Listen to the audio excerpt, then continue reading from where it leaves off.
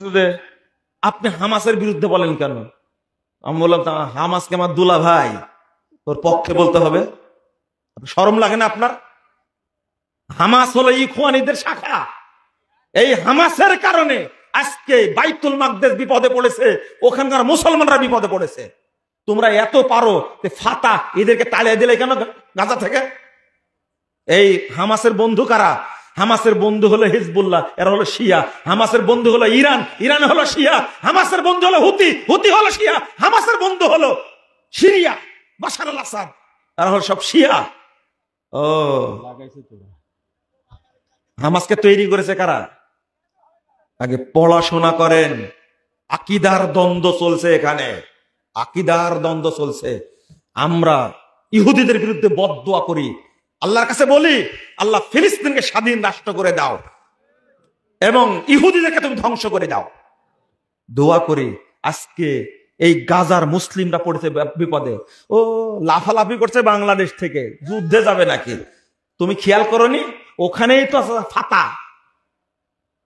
Jerusalem আছে না, Jerusalem এগিয়ে আসছে না কেন? গাজার জন্য কেন আসছে না? মাথায় ঢুকেন এখনো? বাংলাদেশে কি এই পটকা দেয়া ইহুদি মারা যাবে? হ্যাঁ, আশ্চর্য কথাবার্তা। অথচ মাহমুদ আব্বাস জেরুজালেমে আছে কেন? উনি দুই চারটা মারতে পারে না? মারে না কেন? এইগুলো বুঝার জ্ঞান হবে না আপনার ভিতরে। ইহুদিদের কিট আছে, এই শিয়ারাই হলো ইহুদি। কি? আচ্ছা বলেন তো, দাজ্জাল কোথায় আছে? বলেন, উত্তর দেন, যেটা জানেন ওটা বলেন। কোথায় আছে দাজ্জাল? জেরুজালেমে, তাই না? বলছে জেরুজালেম আছে। ওই ভাইরাস বক্তা শিখাইছে, ওই ভাইরাস বক্তা সেই দাজ্জাল নাকি জেরুজালেমে আছে। খাটাস বক্তা। তুমি হাদিস পড়ো না, জানো না? আল্লাহ রাসূল বলছেন ইয়াখরুজুদ দাজ্জাল মিন আসবাহান মিন ক্বরিয়াত ইয়াহুদ ইয়াহুদিয়া। আল্লাহ রাসূল বলছেন দাজ্জাল বের হবে আসবাহান শহরের ইয়াহুদি নামক গ্রাম থেকে, এলাকা থেকে। ওয়ামাহু সাবউন আলফাম মিনাল ইয়াহুদ, আর তার সাথে তখন ইহুদিদের প্রশিক্ষিত ৭০,০০০ ইহুদি থাকবে।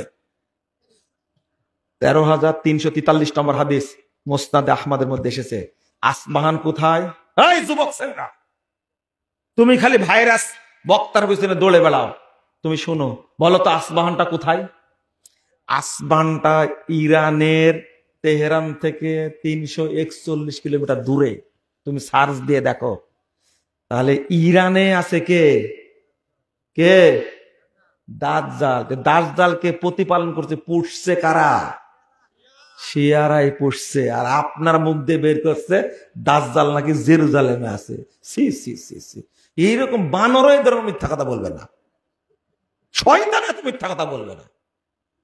শরম লজ্জা করেন একটু? শোনেন শোনেন শোনেন, তাহলে ওই জায়গায় ৭০,০০০ ইহুদি কোথায় পেল? বুঝেননি?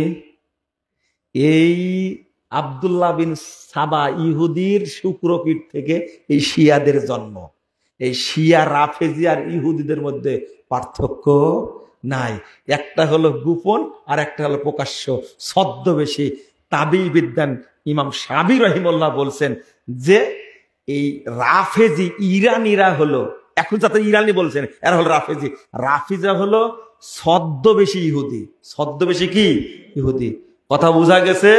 তাহলে দাজ্জালের বাবা কারা? বলেন। শিয়ারা। বলেন না। ভয় লাগছে? না না, জং ধরে আছে। ভয় লাগবে কেন? জং ধরে আছে।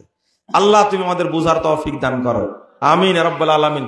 বেশি বেশি পড়াশোনা করবেন তো, সঠিকটা জানবেন। এই তরুণ ভাইরা, যুবক ভাইরা, তোমাদের আগামী দিনের বাংলাদেশ তোমাদেরই ইনশাআল্লাহ।